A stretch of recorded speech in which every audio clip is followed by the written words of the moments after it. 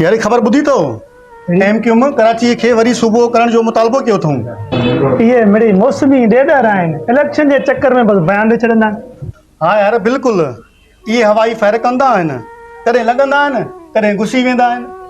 न बाबा ये ॻाल्हियूं पंहिंजी जाइ ते।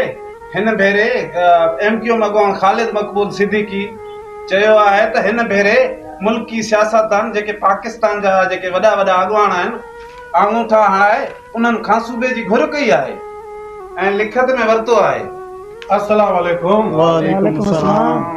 हाल आहे?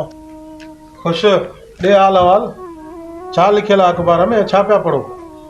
कामरेड साईं हवाल हिन रीत आहिनि त मुल्की सियासतदान बिलाल ज़रदारी, शहबाज शरीफ ऐं मौलाना फज़ल रहमान MQ खे लिखत में ॾिनो आहे त हुननि खे जेको आहे सो सिंध खे धार करे हिकिड़ो सूबो ठाहे ॾींदा। यार पोइ त कराची असांजे हथनि मां हली वेंदी। छा दोस्तो सच था चओ?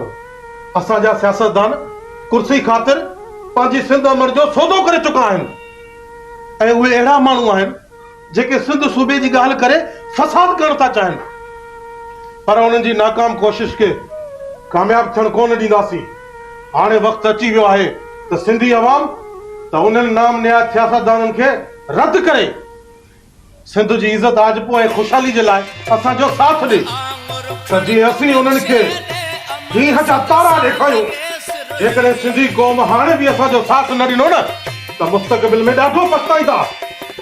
त बजाए पछता जे मां हथ ॿधां थो त असांजो साथ ॾियनि ऐं सिंध दुश्मन खे ॿुधाइनि त असीं सिंधी हज़ारनि सालनि जी तारीख़ रखंदड़ हिकु अज़ीम क़ौम आहियूं।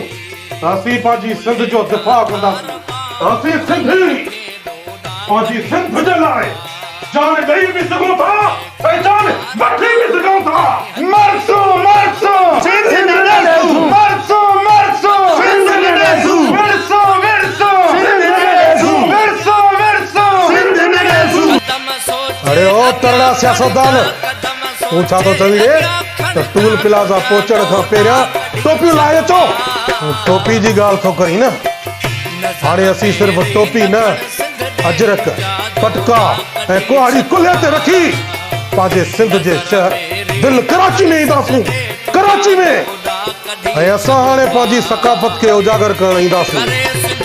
तोखे कर जेको करिणो आहे।